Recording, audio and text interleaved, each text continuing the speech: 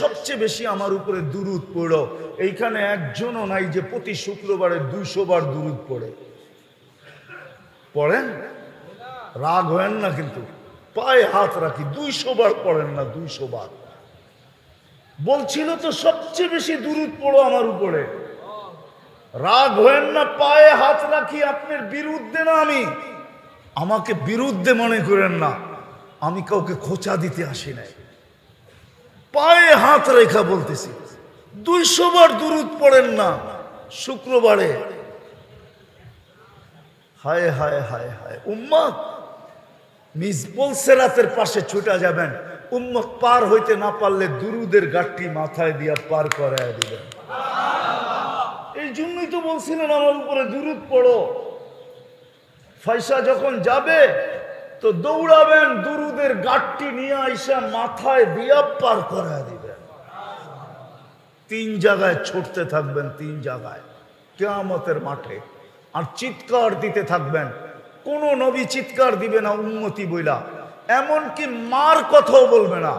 আল্লাহ রসুল বলছে, কান্নি আনদুরু মুসা, আমি কিয়ামতের দৃশ্য দেখতেছি। মুসা আলাইহিস সালামের মতো নবী মুতালাফফিফুন বি উমুদিল আরশ, আরশের খুঁটি ধরে চিৎকার দিতেছে আর বলতেছে, রব্বি লা আসআলুকা উম্মি, আজকে মাকে চাই না, ওয়ালা উখতি, আমার বোনকেও চাই না, আসআলুকা নাফসি, আমাকে বাঁচান। অথচ আপনার নবী, আমার নবী হাসান হোসাইনের কথা বলবে না, ফাতেমার কথা বলবে না, আলীর কথা বলবে না, পাঞ্চেতনের কথা বলবে না, নিজের ফ্যামিলির কথা বলবে না, বলবে উম্মতি উম্মতি উম্মতি উম্মতি উম্মতি, আল্লাহ আমার উম্মত বাঁচান, উম্মত। অথচ হাসান হোসাইন কলিজার টুকরা, আমরা রসুলও চিনি না। যদি চিনতাম তাহলে একটা দেখাইলাম, আমার সমাজের যুবক কোনোদিন নেটে দেখা চুল কাটতো না। বলো যুবক, এই চুলের স্টাইল কাদের? কাদের স্টাইল যেটা তোমাদের মাথায় চুল কাটা? বলো, কার স্টাইলের চুল কাটা? আরে বলো না, কার? হ্যাঁ, আমাকে তো চিনাইতে হবে না, আমি জানি তোমাদের স্টাইল, কার স্টাইলের কাটা। দুনিয়ার কোনো উন্নত দেশ নাই যে দেশে আমি না গেছি, আর দুনিয়ার কোনো উন্নত দেশ নাই যে দেশে যাওয়ার ব্যবস্থা আমার কাছে না আছে। আল্লাহ আমাকে ওই তৌফিক দিছে, দুনিয়ার যেই কোনো দেশে আমি যেই কোনো মুহূর্তে উড়াল দিতে পারি। অহংকার করে বলতেছি না। কাদের স্টাইলে চুল কেটে বসে আছো? বুঝলাম তোমাদের এই চুলের স্টাইল দেখা যদি তোমাদেরকে ভিসা দিয়া দিয়া ওদের দেশে নিয়ে যাইতো, তাহলে আমার মনকে বুঝাইতে পারতাম। লাইনে দাঁড়াইলে তো ইউরোপ যাওয়ার জন্য 50 লাখ টাকা এখন গুনতে হয়, 30-40 লাখ টাকা গুনতে হয়। আমেরিকা যাইতে হলে 50 লাখ টাকা গুনতে হয়, তাও মেক্সিকোর জঙ্গল পার হয়ে যাইতে হয়। আমি চিনি ওদেরকে, যারা মেক্সিকোর জঙ্গল পাড়ে আমেরিকাতে গেছে, আমি ওদেরকে চিনি। আমি এই অঞ্চলের মানুষকেও চিনি যারা আমেরিকাতে থাকে, ওদেরকেও যে জিজ্ঞাসা করেন আমাকে চিনে কি চিনে না। হুকুমটা কিন্তু আমার না, স্বয়ং আল্লাহর হুকুম। ফাস্তামিউ, দ্বীনি কথা যখন শোনো তো মনোযোগ দিয়া শোনো। লাআল্লাকুম তুরহামুন, তাইলেই কিন্তু আমল করার জন্য আল্লাহ তৌফিক দিবেন। শুধু মনোযোগ দিলে চলবে না, সাথে সাথে আরেকটা হুকুমও আছে, আনসিতু, বিলকুল চুপচাপ, কোনো আওয়াজ যেন না হয়। তাইলে কিন্তু ওয়াজ হয়ে যাবে, কিন্তু দিলের ভিতরে গাঁথবে না। আর দ্বীনি কথা যখন দিলের ভিতরে না গাঁথে তো জীবনের ভিতরে পরিবর্তন আসে না। আর পরিবর্তন যদি না আসলো তাহলে সমাজে মানুষ হব বটে, সরকারি খাতায় মানুষ হিসাবে লেখা থাকবে বটে,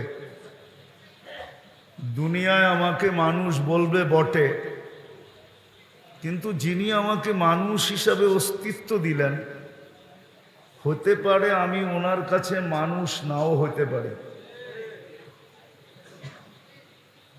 যদি মানুষ মানুষ হিসাবে জন্ম নিলেই মানুষ হতো, তাহলে কিছু মানুষকে আল্লাহ কোরআনের আলোকে এই কথা বলতেন না, উলাইকা কাল আনআম।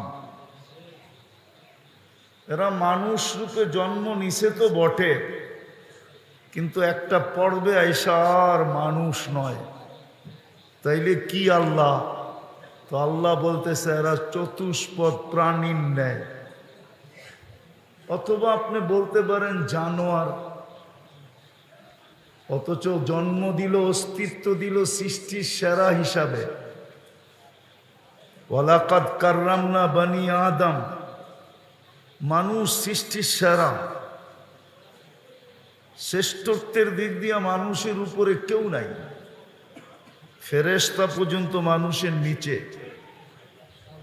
মানুষ সৃষ্টির সেরা। ওই শ্রেষ্ঠ জীবটাকে আল্লাহ বলতেছেন জানোয়ার, অথচ জন্ম দিলেন মানুষ হিসাবে।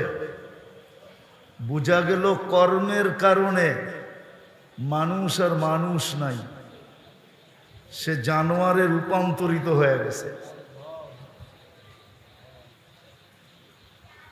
শুধু এইখানেই শেষ না, যেই মানুষটাকে আল্লাহ কুদরতি হাত দিয়ে তৈরি করলেন, সব কিন্তু হুকুমে তৈরি।